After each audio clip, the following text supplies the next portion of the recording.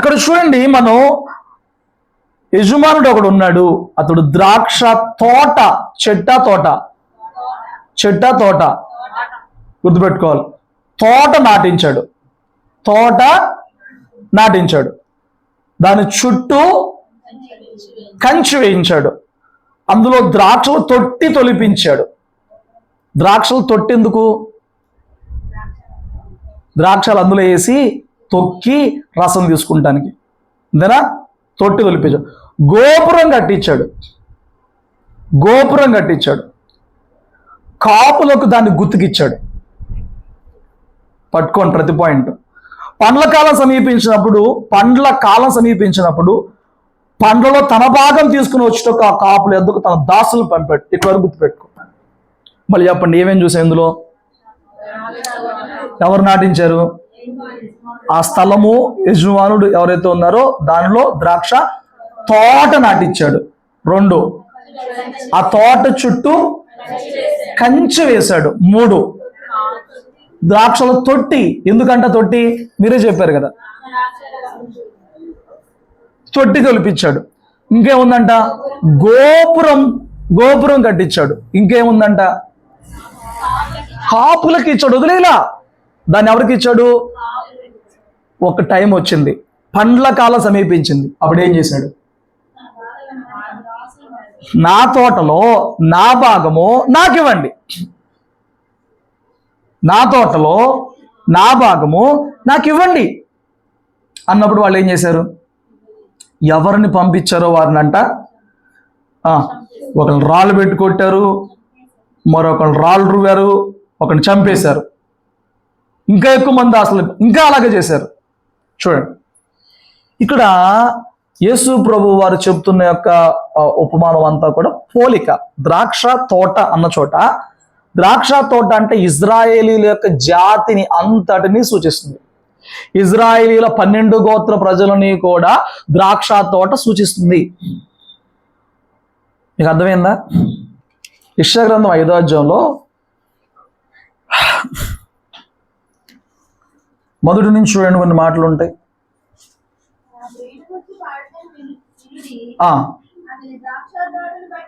అతనికి ఒక ద్రాక్ష తోట ఉంది.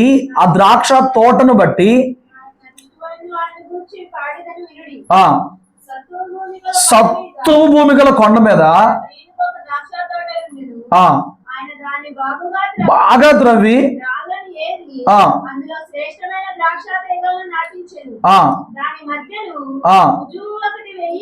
బురుజు ఒకటి వేయించి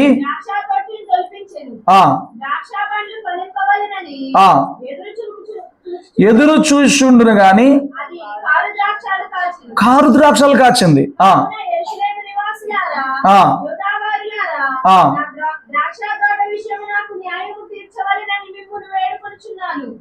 ఏంటండి యజమానుడు వేడుకుంటాం ఏంటంటే న్యాయం కావాలని? యజమానుడు అడుక్కోవడం ఏంటండి? యజమానుడు వేడుకోవడం ఏంటండి న్యాయాలు చేయమని? సంపాదించే దరిద్రం వదిలిపోయేదానికి. తర్వాత ఏం జరిగింది చూడు.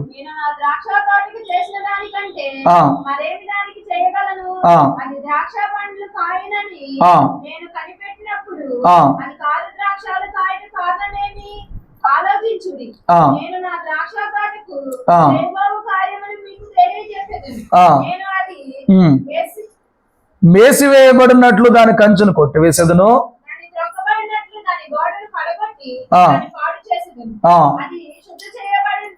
శుద్ధి చేయబడదు, త్రవ్వబడదు,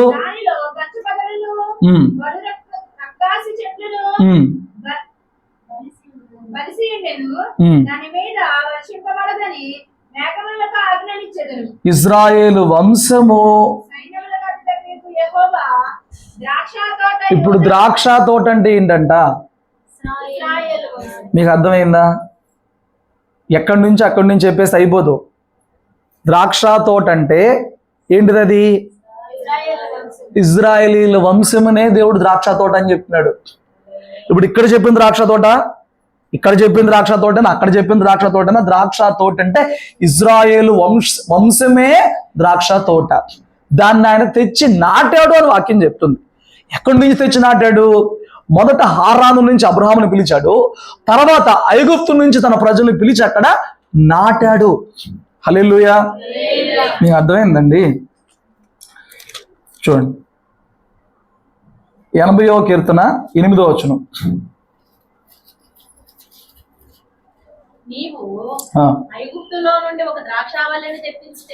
తెచ్చితివి అన్యజనులను వెళ్ళగొట్టి దాన్ని నాటితివి, దానికి తగిన స్థలం సిద్ధపరిచితివి. చూడండి, ఇప్పుడు ఐగుప్తులో నుంచి తెచ్చిన ద్రాక్షావల్లి, అన్యజనులు వెళ్ళగొట్టి నాటిన ద్రాక్షావల్లి, తగిన స్థలంలో సిద్ధపరిచిన ద్రాక్షావల్లి ఎవరు? మీకు అర్థమవుతుందండి? మీరు 80వ కీర్తనలో చూసినా, ఏమంటే యెషయా గ్రంథంలో చూసినా, మీరు ఎక్కడ చూసినా ద్రాక్ష తోట వచ్చినప్పుడు ద్రాక్ష తోట ఎవరు అనుకోవాలి? లోకాసువార్త 13వ అధ్యాయంలో ద్రాక్ష తోటలో అంజూరు చెట్టు అన్నాడు. స్టిల్ ఆ ద్రాక్ష తోట ఎవరైంది ఇప్పుడు? అర్థమవుతుంది కదా? స్తోత్రం చెప్పు. సో ఇప్పుడు ద్రాక్ష తోట ఎవరయ్యానంటే ఇజ్రాయేలీల జాతి, ఇజ్రాయేలీల ప్రజలు.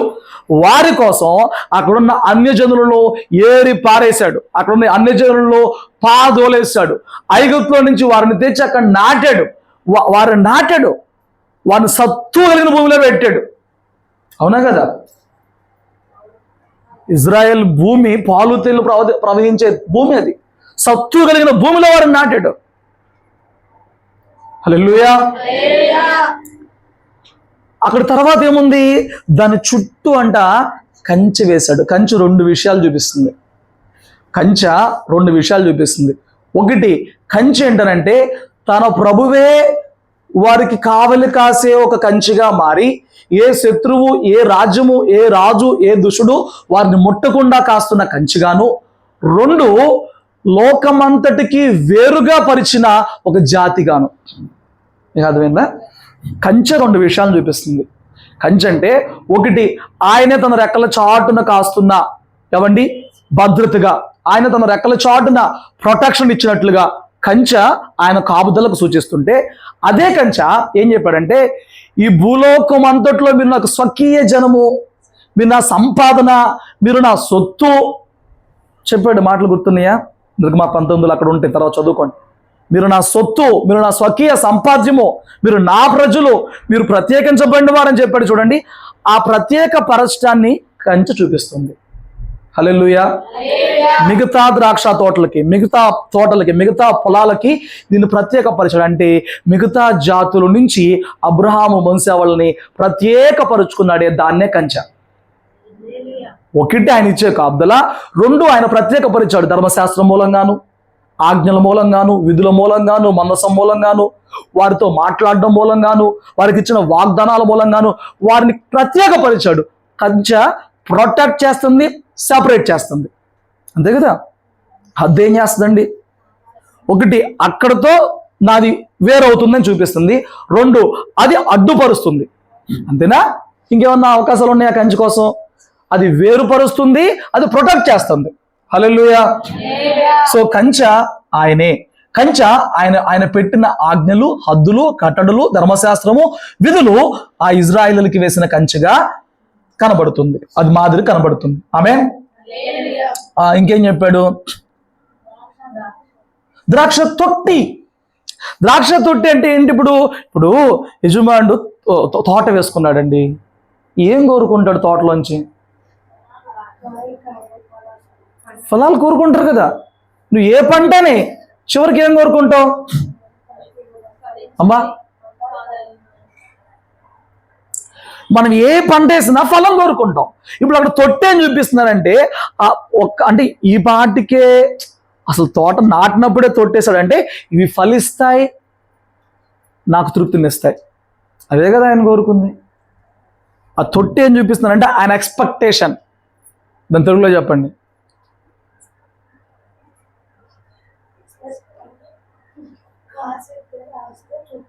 ఎక్స్పెక్టేషన్ అంటే ఏంటి? గొప్పగా ఆలోచించడం. ఏంటి? ఆయన ఏం కోరుకుంటున్నాడు? ప్రతిఫలాన్ని ఆశిస్తున్నాడు, ఆశపడుతున్నాడు, కోరుకుంటున్నాడు.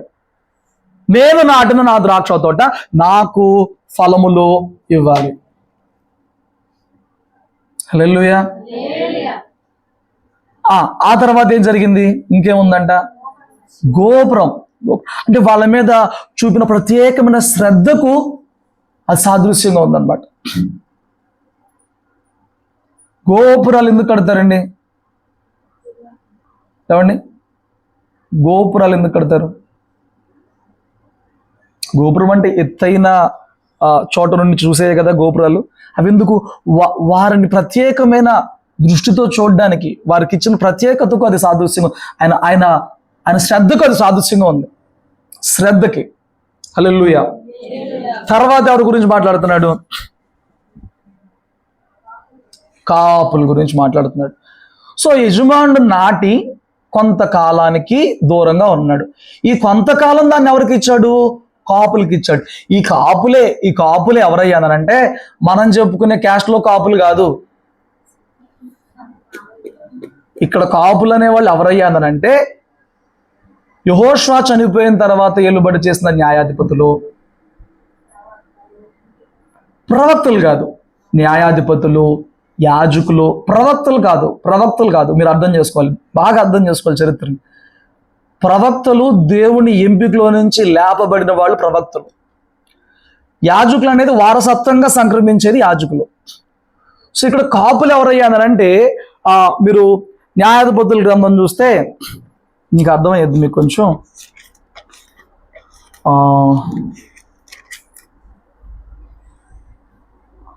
2వ అధ్యాయం 16వ వచనం.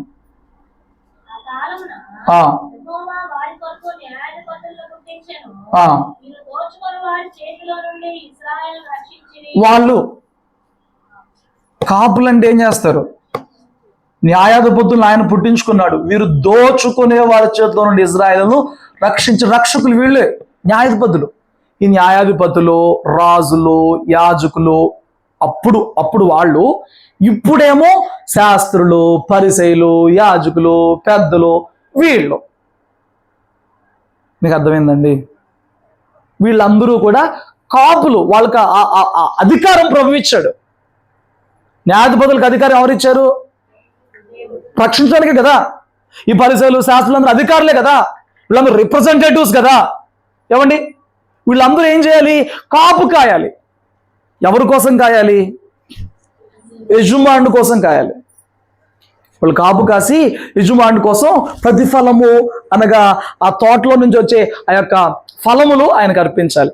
ఇక్కడ దుఃఖకరమైన విషయం ఏంటనంటే యజమానుడు తోట నాటాడు, కంచి వేశాడు, గోపురం కట్టించు అని ప్రత్యేకమైన శ్రద్ధతో వాటిని చూస్తున్నాడు. ఏమండి, కాపులకి ఇచ్చాడు. బట్ ఆయన ప్రతిఫలాన్ని ఆశించి పళ్ళ సమయంలో కాపులు ఏమంటారు, ఆ పంట చేతికి వచ్చే సమయంలో దాసుల్ని, పనివారిని పంపించాడు. ఆ పనివారు ప్రవక్తలు. అమ్మా, కాపులలో ప్రవక్తలు లేరు. దాసులుగా ఎంచబడిన వారు ప్రవక్తలు. మీరు అర్థం చేసుకో. ఇప్పుడు దాసులు వచ్చి ఏమంటున్నారు?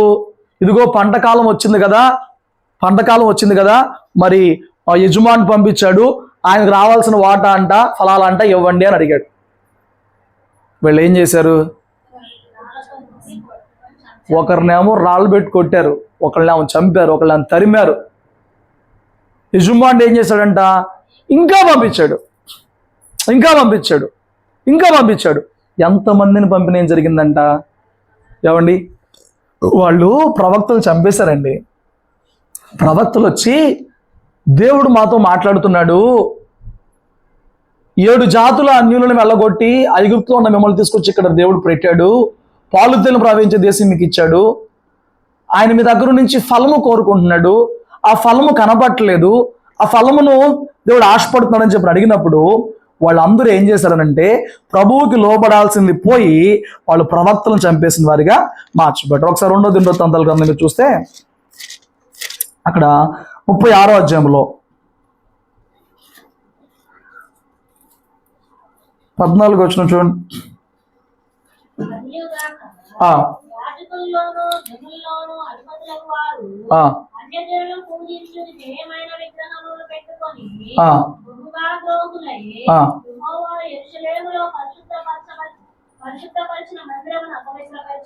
మందిరాన్ని అపవిత్రం చేశారు. ఆ, తన జనుల యందు తన నివాస స్థలమును కటాక్షము గలవాడై ఆ, వారి యొద్దకు తన దూతల ద్వారా వర్తమానం పంపుచూ వచ్చెను. ఆ.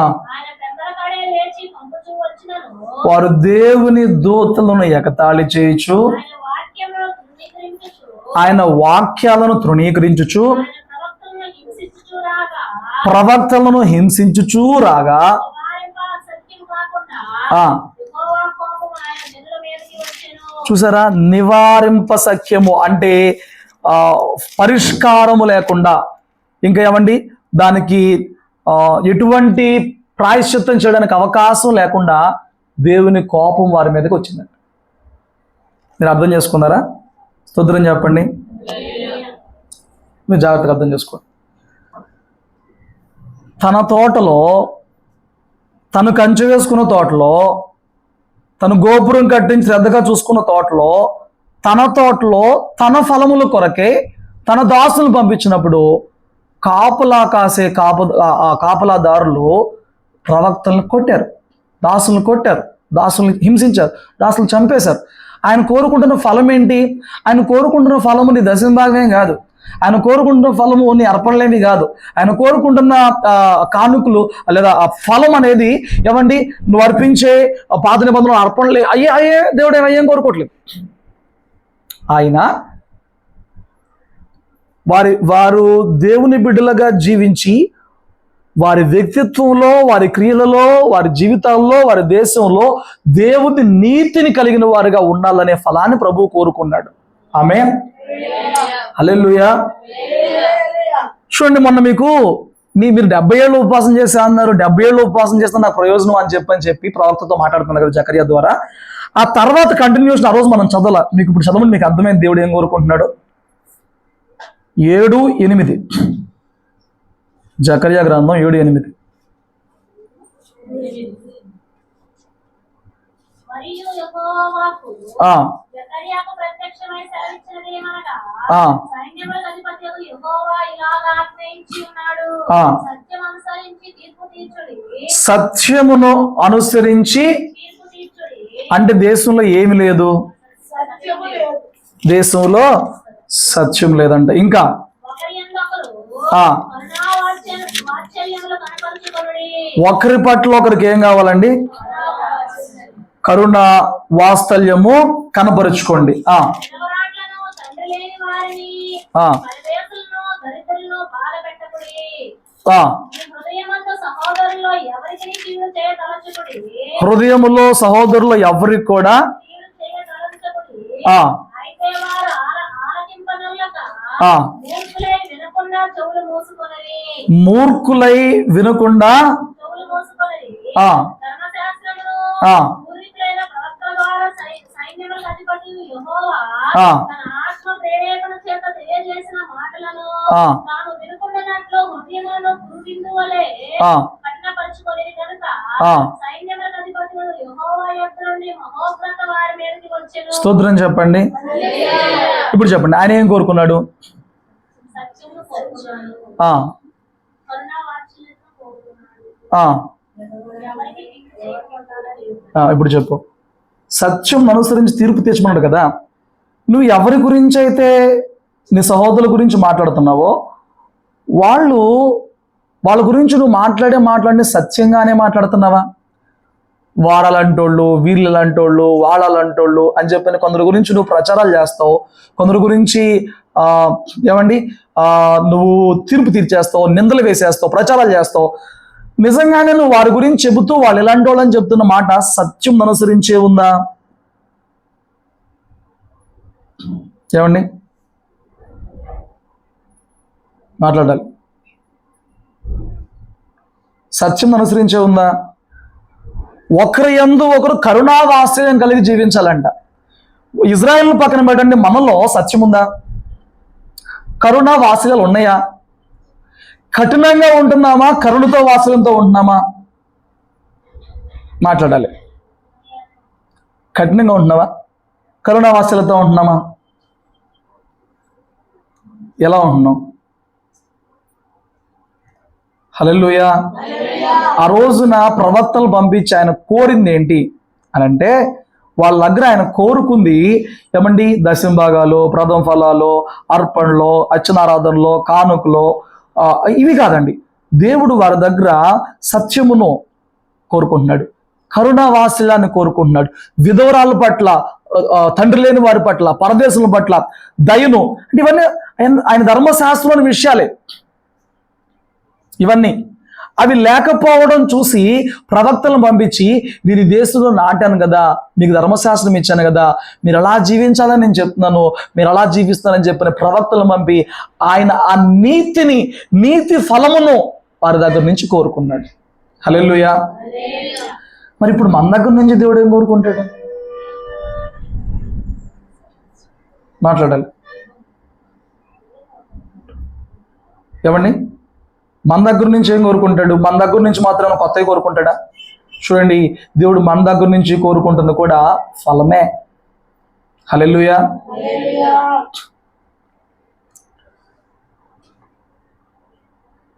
నిన్ను ఆయన సంఘంలో నిలిపాడు. నేను కొంచెం ముందుకెళ్ళినప్పుడు అర్థం ఎలా చెప్తాను. ఆయన నీ కోసము పెట్టుబడి పెట్టాడు, సమయం వచ్చింది, నీ దగ్గర కూడా ఫలము కావాలి. ఆయన ఆ ఫలమునే కోరుకుంటాకి ఇష్టపడుతున్నాడు. నీ ధనమును కాదు, నీ బంగారం కాదు, నీ వెండి కాదు, నీ ఇల్లు కాదు, నీ వాకిలి కాదు. అన్ని దగ్గర కూడా ఆ ఫలమునే కోరుకుంటున్నాడు. మంచిది. ఇప్పుడు ప్రవక్తలను పంపించినప్పుడు వాళ్ళు ఏం చేశారు అని అంటే ప్రవక్తల్ని చంపేశారు. ఈ మాట ప్రభు చాలాసార్లు రిపీట్ చేశాడండి. మీరు ఒకసారి చూడండి, మత్తయి సువార్త 5వ అధ్యాయంలో కూడా 11 నుంచి చదివి పెట్టండి. జనులు మిమ్మల్ని నిందించి హింసించి మీ మీద అబద్ధముగా చెడ్డ మాటలలా పలికినప్పుడు మీరు ఎందుకనంట? చదవండి.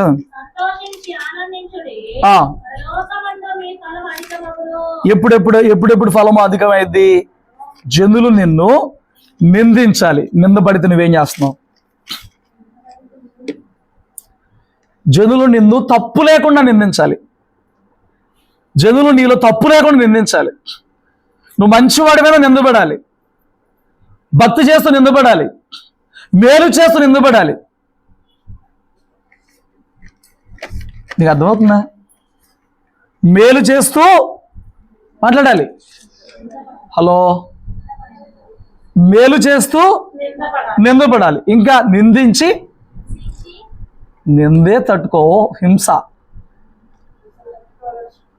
ఏమండి, ఇవాళ గ్రూప్లో ఒక వీడియో వచ్చింది. అదే ఊరు, గొల్ల ప్రోలా వీడియో కదా, ఒక గొల్లప్రోలు అనే ప్రాంతంలో మందిరాలలో ఆరాధన జరగకుండా అడ్డు పెట్టేస్తారంట. మందిరాల ఆరాధన నిలిచిపోయినాయి అంట. అక్కడ ఉన్న గొడవలను బట్టి దైవజనులు మొత్తుకుంటున్నారు, దేవుని మందిరం ఇట్లా ఆపేయడం న్యాయమా? ఏమండి, ఆర్ఎస్ఎస్ వాళ్ళు మమ్మల్ని ఇట్లా చేస్తున్నారు అని చెప్పని మొత్తుకుంటున్నారు. ఏమండి, నింద వేరు, హింస వేరు. మందిరాలు కోల్లో చేస్తున్నారు, మందిరాలు జరగనివ్వట్లేదు, అడ్డుపడిపోతున్నారు. హింస వేరు. నువ్వు దేవుని కొరకు ఎప్పుడన్నా నింద పడితే ఆనందించగలిగితే హింస అనే స్టేజ్లోకి వెళ్ళొచ్చు. నీ తప్పే లేకుండా మందిరంలో ఒకరిని నిందించారు, ఏం చేస్తావు?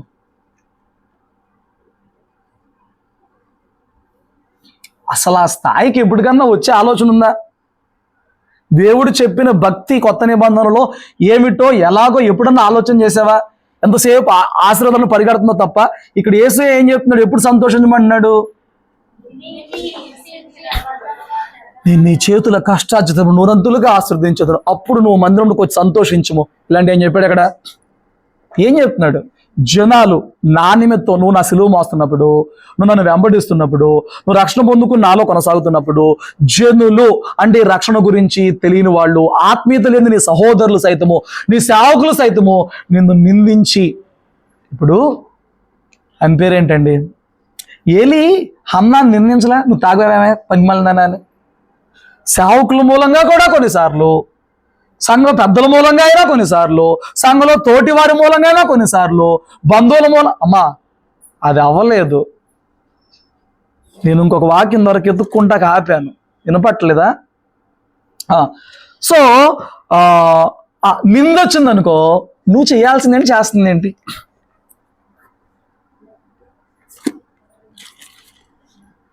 నింద వచ్చినప్పుడు తట్టుకుంటే నీకు రేపొద్దున హింస రాబోతుంది.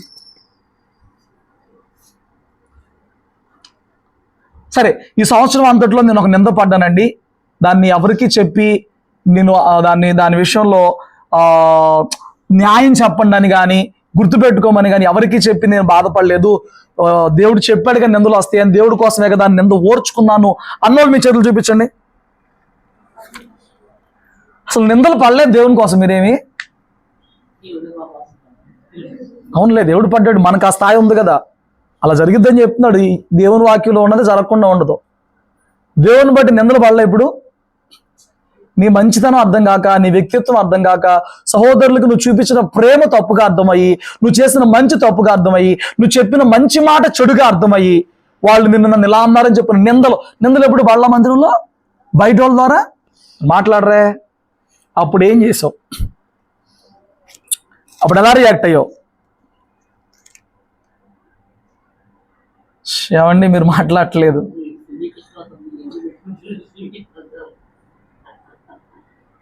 అక్కడ రాయబడిన వాక్యం ఏంటంటే, జనులు నిందించి హింసించినప్పుడు సంతోషించి ఆనందించండి, మీకు ప్రతిఫలం రాబోతుంది అంటాడు.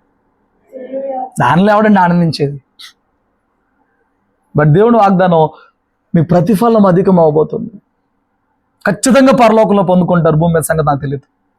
మీ ప్రతిఫలం అధికం అవబోతుంది. భూమి మీద కూడా ఇస్తాడు, బట్ దాని అంశం నేను చెప్పలేదు. కానీ నువ్వు ఇక్కడ పొందకపోయినా అక్కడ మాత్రం కన్ఫర్మ్ అంట అని చెప్పి పక్కనే ఏమన్నాడు చెప్పనా? ఇప్పుడు చదవండి అమ్మా చదవండి. అలాగున వారు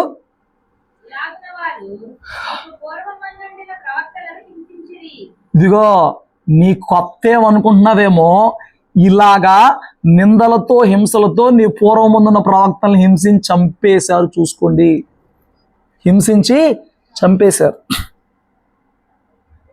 దేవుని కొరకు ఒకప్పుడు ప్రవక్తలు అనబడిన వారు చచ్చిపోయారు. నువ్వు దేవుని కొరకు ఒకప్పుడు ప్రవక్తలు అన్న వారు చచ్చిపోయారు, చంపివేయబడ్డారు. దేవుని కొరకు దేవుణ్ణి నీకేం చేస్తారో పక్కన పెట్టు. నువ్వు దేవుని కొరకు ఏం పాటలు పడుతున్నావు చెప్పు. నా వైపు చూడాలని చెప్పి ఆ గోళ్ళు గిల్లుకోవడం, ఏళ్ళు గిల్లుకోవడం. స్కూల్లో టీచర్ లాగా నాకు అధికారం ఉండుంటే రేపటికి ఎన్ని బత్తలు ఇరిగిపోయాయో నా చేతిలో. మామూలుగా కాదు అసలు.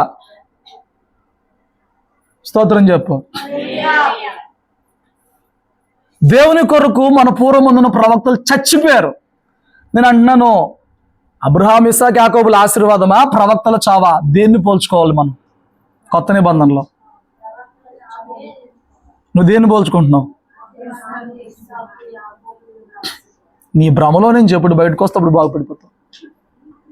అది భ్రమే అన్న. మరి ఆయన చెప్పింది అదే. ధన్యతలు అంటే ఏంట్రా బాబు అంటే, దీనత్వం ధన్యత ఆశీర్వాదం అన్నాడు, సాత్వికం ఆశీర్వాదం అన్నాడు, హృదయశుద్ధి ఆశీర్వాదం అన్నాడు, కనికరం ఆశీర్వాదం అన్నాడు, ఇంకా సమాధానం ఆశీర్వాదం అన్నాడు, ఆత్మవిషయం దీనులు. ఇవి నీ ఆశీర్వాదాలు, ఇవి నీలో ఉంటే ఆశీర్వాదం. నువ్వు చెప్పే ఆశీర్వాదం ఏంటి? ఈ బైబిల్ అర్థమయ్యేటప్పటికి మొత్తం పండిపోద్దామని అనుకుంటున్నా నేను. అన్న నాకు కాదు, నాకు ఎప్పుడో పండిపోయిందిలే. మీకు ఇది అర్థమయ్యేటప్పటికి, ఇది అర్థమయ్యేలాగా మీ హృదయంలో చొప్పించే స్థాయి వచ్చేటప్పటికి ఏ కాలం అయ్యిద్దో.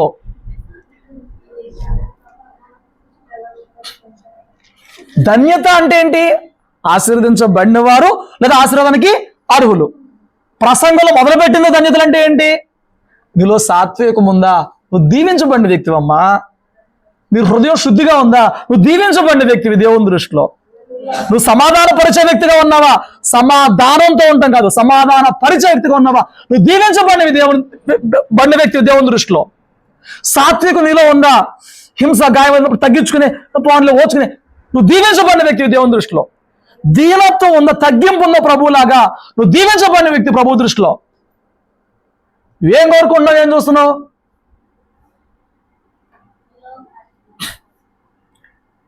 ఈ ఆశీర్వాదాలతో మొదట నింపబడు. అవి ఉన్నా లేకపోతే నీకు ఒకటేలాగా ఉంటుంది. దేవుడు రేపొద్దు నీకు కోట్లు ఇచ్చినా నీకు లెక్కే అవ్వవు. నువ్వు ఏది లెక్క పెడితే నీకు దూరం అయిపోద్ది. జాగ్రత్త. ఇవి ధన్యతలుగా ఎంచి జీవించేవాడికి ప్రభువు కోట్లు ఇచ్చినా లెక్క అవుతావు. ఏమోలండి మాకు ఏమున్నాయి, ఆడికి అప్పులు ఉన్నా లెక్కే ఉండదు, ఆడికి రాబడి రెట్టింపైనా లెక్కే ఉండదు, ఆడికి కోట్లు వచ్చినా లెక్కే ఉండదు. వాడి ఆశీర్వాదం అంతా వీటిలే. ఇలా ఉన్నవారు ధన్యులు, అలా ఉన్నవారు ఆ ధన్యతలే. ఇప్పుడు ఈ పైన ఉన్న ధన్యతలు అన్నీ చెప్పినప్పుడు సరే హింస వద్దులే, నిందొద్దులే, పైన ఉన్న వాటిలో నీ దగ్గర ఆశీర్వాదాలు ఉన్నాయి. నువ్వు ఎన్ని విషయాల్లో ధన్యురాలుగా ఉన్నావు? దేవుడు కోరిన ఫలమమ్మా, దేవుడు కోరుతున్న ఫలము. ఇది అలా చూస్తున్నావు, దేవుడు కోరిన ఫలము. ఏం కోరాడు దేవుడి దగ్గర నుంచి? ఏది పైన చెప్పు, ఎన్ని ఉన్నాయి నీలో, ఎన్ని ఉన్నాయి? నేను అది అడిగా. నువ్వు సంపాదించిన ఆశీర్వాదం ఎంత ఈ సంవత్సరం మొత్తంలో? ఒకప్పుడు నాకు అసలు రేగిపోయేదండి. ఈ సంవత్సరం నేను ఎలాంటి పరిస్థితుల్లో దీనత్వంగా ఉన్నాను. ఉందా? దీనత్వం ఉందా? హృదయ శుద్ధి వచ్చిందా ఈ సంవత్సరం అంతట్లో? సాత్వికం వచ్చిందా? ఏం మాట్లాడట్లా, ఏ అడుజోతో కళ్ళేసినట్ట ఇట్ట. ఎవరికి అది ఎదురు తిరిగేది దీనత్వం కాదు. దీనత్వం ఉంటే ఇంకేందన్నా అలా కూర్చుంటూ వచ్చుకొని చలవరిగా. అసలు నేను ఒకటి చెప్తాను, మాకు క్యాంప్కి వెళ్ళినప్పుడు మమ్మల్ని బలి డింకి కొట్టించాడు పాస్టర్ గారు. సెమినార్కి వెళ్ళినప్పుడు పేపర్ ఇచ్చాడు, పేపర్లో గుణాలన్నీ రాపిచ్చాడు. గుణాలన్నీ ఇవే. నీలో కామకత్వం ఎంత ఉంది, పరిశుద్ధత ఎలా ఉంది, నీతి ఎలాగుంది, ధనాపేక్ష ఎలాగుంది, మోహపు చూపు ఎలాగుంది, మొత్తం లిస్ట్ రాపిచ్చాడు. మొత్తం లిస్ట్ రాపిచ్చి మీరు మార్కులు వేసుకుని నాకు మార్కులు చెప్పండి అన్నాడు. మొత్తం మార్కులు వేసుకున్నాక నా పక్కన అక్కడే చెప్తున్నాడు, ఆ 2-3 వేసుకుంటున్నాడు. ఏంటో నీకు ఇంత తగ్గింపు ఉందా అంటున్నా నేను. లేదన్న తేడా కొడుతుంది, ఆడికి పాస్ కడుకుని తెలుసాను. లేదన్న తేడా కొడుతుంది, మార్కులు ఎక్కువ వేయకూడదన్న తేడా కొడుతుంది అన్నాడు. ఎడ తేడా కొట్టేది, నాకు 10 కింద ఉంది, ఎంత ఉందని చెప్పని ఏదో మార్కులు వేసా. మొత్తం మార్కులు వేసేసిన తర్వాత ఆయన పేపర్ కలెక్ట్ చేయలేదు కానీ చెప్పండి అన్నాడు. చెప్పండి అంటే ఎందుకు వచ్చిన నోడలు అసలు ఆగుదాం కనిపెడదాం అని చెప్పండి. ఒకడంతా చెప్పాడు. మొత్తం చెప్పేసి నా ముందు కూర్చున్న వాళ్ళందరూ కూడా పౌలు కంటే మహాభక్తులు అన్నాడు. ఏనన్నా పౌలేంటి నా యందు మంచిదేది నివసించలేదని చెప్పాడు. పౌలు ఏం చెప్పాడు? నా యందు మంచిదనేది ఏది కూడా నివసించట్లేదని చెప్పాడు. మీరేం చెప్తున్నారు? మాలో ఎంత మంచి ఉందని చెప్తున్నారు. పౌలు కంటే మహాభక్తులు నా ముందు కూర్చున్నారా? నువ్వు చెప్పు, నీలో దీనత్వం ఉందా? నీలో దీనత్వం ఉందా? సంపాదించావా? స్తోత్రం చెప్పు.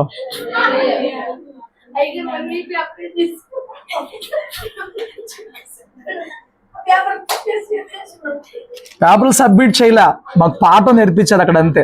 స్తోత్రం చెప్పు. ఆ పేపర్లు సబ్మిట్ చేసి మార్కులు వేసి ఏం లేదు, అడిగారు, సమాధానం చెప్పారు. వినండి, సబ్జెక్ట్ పట్టుకోండి, సోది కాదు. నేను అంటున్నాను, ఆయన వినాలి, ఫలము కోరుతున్నాడు. వీళ్ళు ఫలము కోసం పంపించిన దాసులు చంపేశారంట. 23వ అధ్యాయం చూడండి ఏం జరిగిందో. 23 మత్తయి సువార్త 27 నుంచి చదవండి. 29 నుంచి చదవండి.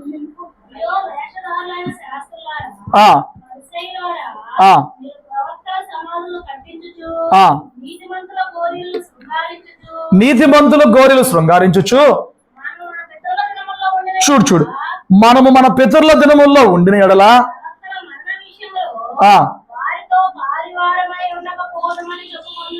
వారితో ఉండకపోదామని చెప్పారు. ఓకే, బాగుంది. తర్వాత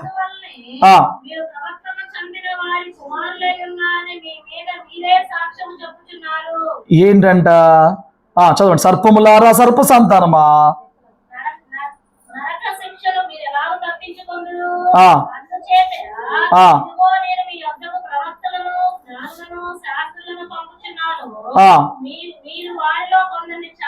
చంపి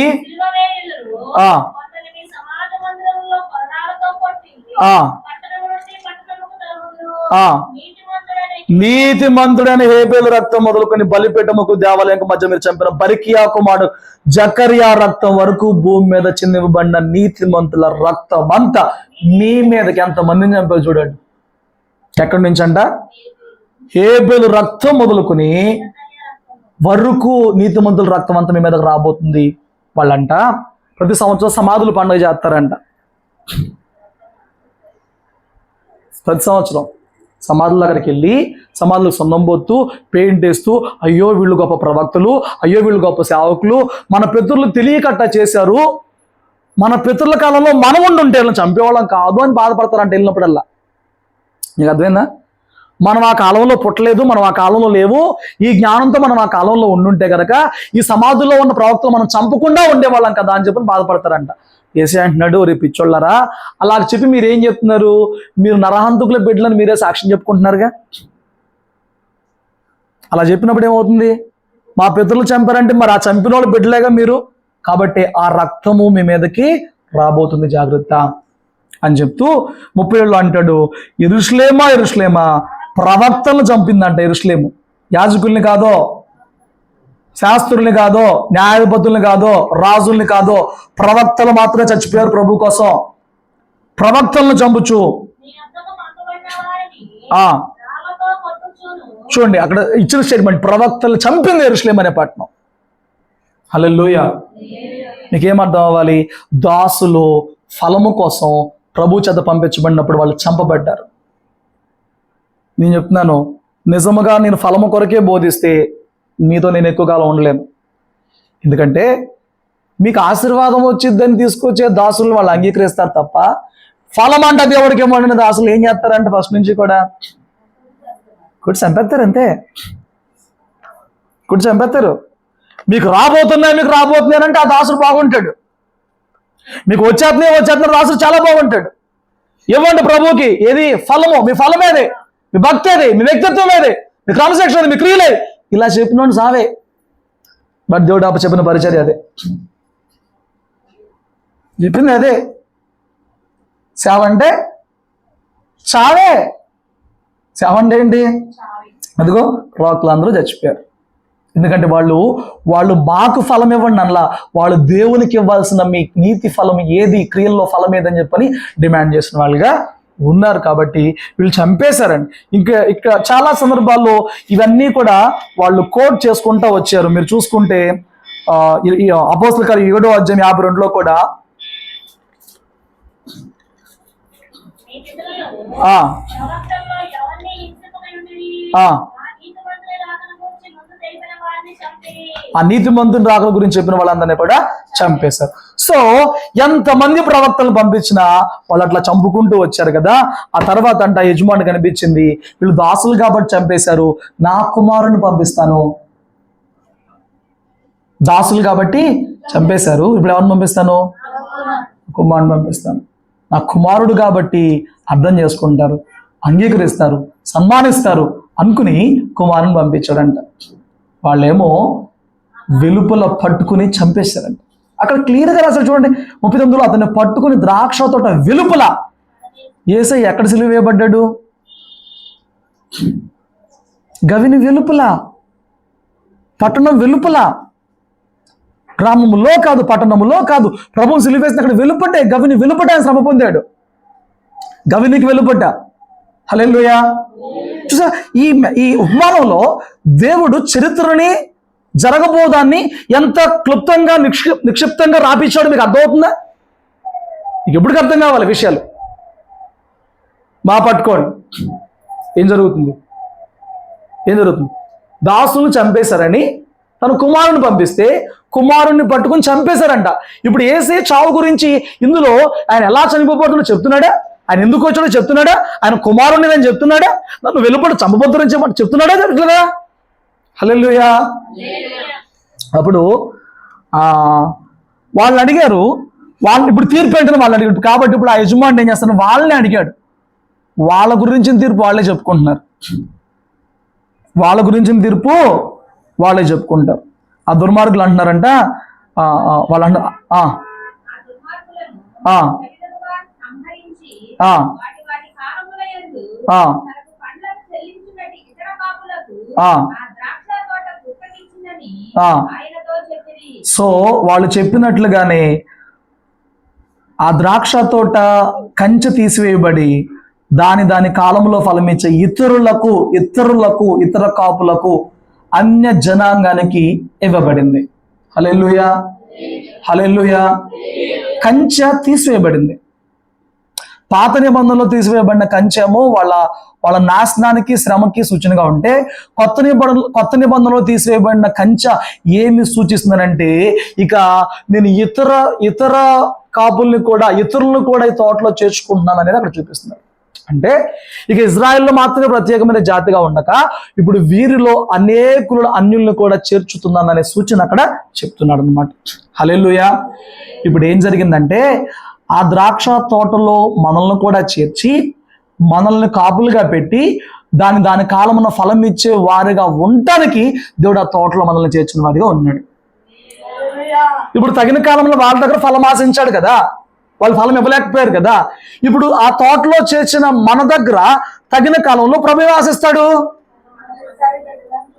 అమ్మా, ఫలం ఆశిస్తాడు కదా. చూస్తున్నాడు కదా, నువ్వు ఈ సంవత్సరంలో ఆయనకి ఇవ్వగలిగిన ఫలం ఏంటో చెప్పు. ఈ సంవత్సరంలో నువ్వు ఫలించి, పోయిన సంవత్సరంలో నా వ్యక్తిత్వంలో ఇది లేదండి, ఈ సంవత్సరంలో దేవుని దగ్గరకు వచ్చినందుకు, దేవుని వాక్యం విన్నందుకు నేను మారి ఈ ఫలము నాలో ఉంది, ఈ వ్యక్తిత్వం, ఈ గుణం నేను సంపాదించగలిగాను అన్న ఒక్క ఫలం ఉందా? మీరు బయటికి చెప్పొద్దు, ఉన్నో స్తోత్రం చెప్పండి. ఈ సంవత్సరం ఒక ఫలం నేను సంపాదించాను అన్నవాళ్ళు.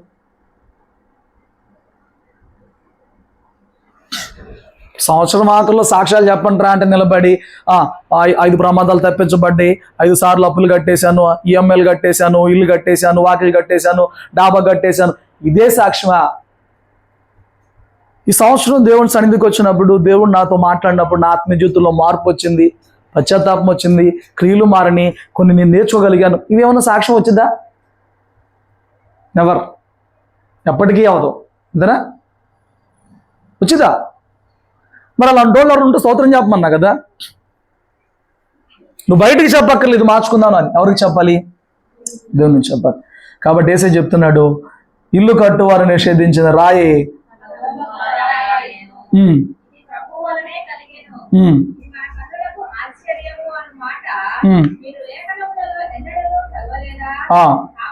దేవుని రాజ్యం మీ యొద్ద నుండి తొలగింపబడి దాని ఫలం ఇచ్చు జనులకి ఇవ్వబడి మీతో చెప్పు. దాని ఫలం ఇచ్చే జనులు ఎవరు? మనమే. ఈ రోజున ఏమండి, ఇజ్రాయేలు కన్నా కూడా ఈ ప్రభువుని వెంబడిస్తున్న వారు కోట్లలో అన్యులే ఉన్నారు. కంచె తీసివేయబడింది, మీ యొద్ద నుంచి తీసేశారు అన్నాడు. దేవుని రాజ్యం యొద్ద నుండి తొలగించబడి దాని ఫలం ఇచ్చే జనులకి ఇవ్వబడింది. కంచె తీసివేయబడింది, దాని ఫలం ఇచ్చే జనులకి మనకి ఇచ్చాడు. దేవుని రాజ్యంలో నీ ఫలాలు ఏం చూపిస్తావు?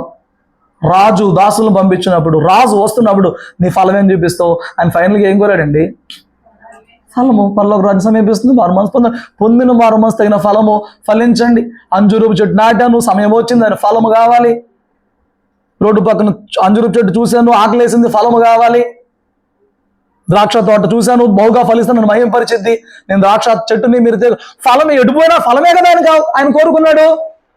ఏంటి ఆ ఫలము? దేవుని కృపను పట్టిపోయిన సంవత్సరం నా జీవితం 15,000 అండి, సంవత్సరం 30,000, బాగా ఆనందిస్తాను ప్రభువులో. ఇది ప్రభువులో ఆనందించడమా? స్తోత్రం చెప్పు. దాని ఫలమిచ్చే జనులు మనము అని ఎంచి, ఫలమిచ్చే జనులు మనం అని ఎంచి మనల్ని తీసుకొచ్చి ఈ రోజున ఏమండి ద్రాక్ష తోటలో ఉంచాడు. హల్లెలూయా. మనము కూడా ద్రాక్ష తోటలోనికి రాగలిగినట్లుగా మనల్ని చేశాడు. ద్రాక్ష తోటలో నాటుకున్నాడు మనల్ని. ఫలం ఇవ్వగలవా? ఫలము చూపించగలవా? ఫలము కోరినప్పుడు ఏమండి వాళ్ళు ఎవరినైతే తృణీకరించారో ఆయనే మూలకు తలరాయ్యాడు. వాళ్ళకి చెప్తున్న వాళ్ళకి అర్థం కావట్లా. మనం ఆయన అంగీకరించాం, మనం త్రోసివేయాల, మనం ఆయన అంగీకరించాం, మన దగ్గర ఫలము కొరకు మరలా రాబోతున్నాడు. హల్లెలూయా. అక్కడ దానియేలు గ్రంథంలో వాడి పేరేంటి? బెల్షాజరు విందు చేసినప్పుడు అక్కడ రాయబడిన మాట మెనే టేకేల్ ఓఫార్సిన్ అంటే నీ క్రియలను త్రాసు చూసినప్పుడు అవి తేలిపోయినాయి. ఈ సంవత్సరం అంతా నీ భక్తిని చూసినప్పుడు ఫలం ఉందా? ఒకవేళ వచ్చిన ఫలము చేదు ఫలమా? చేదు ఫలమా? అక్కడంట ఫలం ఫలించినప్పటికి కూడా ఏమేని అంట? కారు ద్రాక్షలు కాసిందంట. నువ్వు ఎలా ఫలిస్తున్నావు చూసుకో. ఇంత మించి నేను ముందుకు తీసుకెళ్ళడానికి ఇష్టపడలేదు. ఈ మాటలు మళ్ళీ ఒకసారి జ్ఞాపకం చేసుకో. ద్రాక్ష తొట్టులో ఫలములు లేవు. కంచి వేశాడు, గోపురం కట్టాడు, దాసులకి కాపులకు గుర్తుకిచ్చాడు. ఏమండి, కానీ వాళ్ళు దాసులను పంపించినప్పుడు కొట్టి చంపేశారు. కుమారుడు వచ్చినప్పుడు కొట్టి చంపేశారు.